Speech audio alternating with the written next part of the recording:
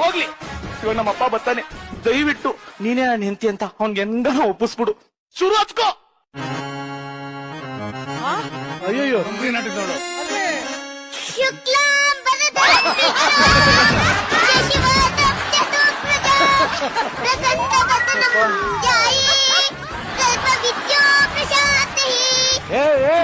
ಯಾರ ಇವಳು? ಏನ್ ಹೇಳ್ತಾಳೆ? ಅಪ್ಪ ಇವಳೇ ನನ್ನ ಹೆಂಡತಿ. ನೀನ್ ಬಂದಿದ್ಯಲ್ಲ, ಸ್ವಲ್ಪ ಓವರ್ ಆಗಿ ರೆಸ್ಪೆಕ್ಟ್ ಕೊಡ್ತಾವಳೆ. ಹೋಗಿ ಕಾಲಕ್ಕೆ ಟೈ ಹೊಡಿ.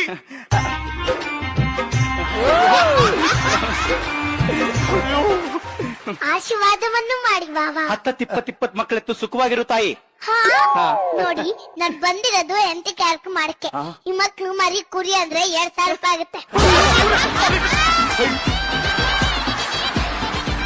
ಅವಾಗ್ಲೇ ಪೇಮೆಂಟ್ ಮಾತಾಡಿಲ್ವಾ? ಎಂತಕ್ಕೆ ಎಕ್ಸ್ಟ್ರಾ ದುಡ್ಡು ಕೇಳ್ತಾ ಇದ್ಯಾ? ನೀವ್ ಕೊಟ್ಟಿಲ್ಲ ಅಂದ್ರೆ ನಾನ್ ಡೈರೆಕ್ಟ್ ದುಡ್ಡು ಹೋಗ್ತೀನಿ.